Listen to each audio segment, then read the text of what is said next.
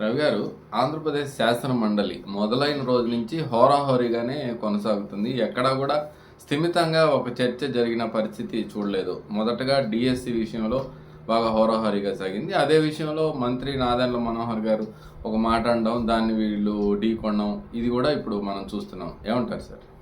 ఖచ్చితంగా ఇప్పుడు కౌన్సిల్ అనేది వైసీపీ స్పష్టమైన ఆధిక్యత ఉంది.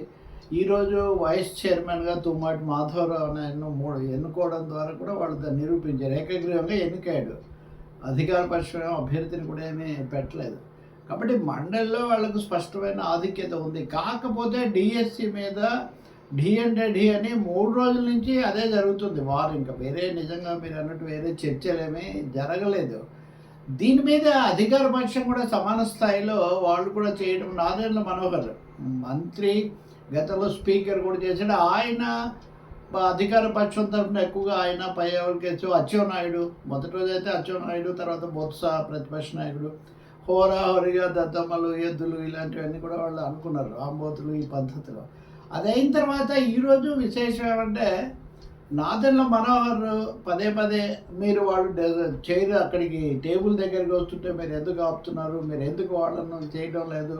అచ్చెన్నాయుడు అయితే కానీ ఇంకో అడుగు వేసి వాళ్ళని సస్పెండ్ చేయాలని మేము చెప్పట్లేదు అధ్యక్ష అని అంటున్నారు. అంటే ఒక విధంగా అంత చేస్తున్నప్పుడు మీరు సస్పెండ్ చేయాలి, కానీ 3 రోజుల పాటు ఎలా అనుమతిస్తారు అనే సూచన వాళ్ళు చేశారు.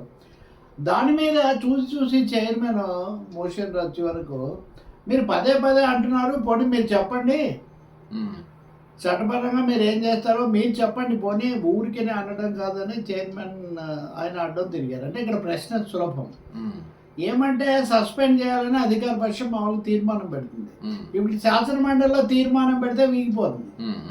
వీగిపోతే అది ప్రభుత్వానికి ఓటమి అవుతుంది. కాబట్టి వాళ్ళు ఆ పని చేయలేరు. చైర్మన్కు చైర్కు మట్టుగా వాళ్ళు చెప్తూ ఉంటారు. రెండొచ్చు వైసీపీ ఆధిక్యత స్పష్టంగా ఉన్నాయి కాబట్టి. కానీ ఈ క్రమంలో ఈరోజు బొత్స చాలా గట్టిగా ఎదుర్కొన్నారు. మీరున్నప్పుడు జరిగిన లాంటి ఘటనలు మళ్ళీ జరగాలనుకోవట్లేదు అని ఒక మాట అన్నారు. బొత్స పిసిసి అధ్యక్షుడు రాష్ట్ర విభజన జరిగినప్పుడు. అప్పుడు నాదెండ్ల స్పీకర్గా ఉండగా శాసనసభలో జరిగిన దృశ్యాలు అందరికీ గుర్తున్నాయి. కాబట్టి శాసన మండలి ఒక రణరంగంగా మారింది. రేపటితో సభ అయిపోతుంది అసలు. సో మీరు చర్చకు రండి అంటే వాళ్ళైతే డిఎస్సి మీద మీరు మాట్లాడకుండా చేయమని, మీరు అసెంబ్లీలో కౌన్సిల్లో ఉన్నాయి అని ఎందుకు అంటున్నారు? లోకేష్ గారే కదా బాధ్యుడు. లోకేష్ రాజీనామా అన్నది వీళ్ళ డిమాండ్.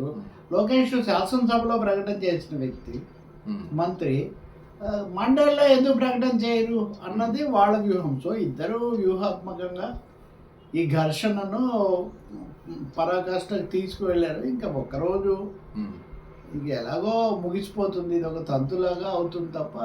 కాకపోతే ఇంకా ఒక ఏడాది పాటు కౌన్సిల్లో ఇది ఇలాగే ఉంటుంది.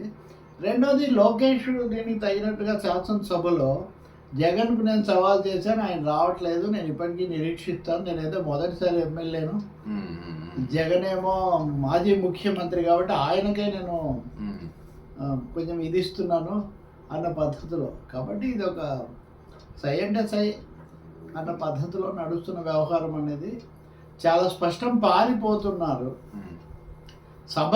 శాసనసభకు రాకుండా మీరు పారిపోతున్నారని వైసీపీ అంటే, కౌన్సిల్లో చర్చకు పెట్టకుండా మీరు పారిపోతున్నారు అని టీడీపీ అంటుంది. అది ఇక్కడ ఐరనీ, విచిత్రమైన విషయం.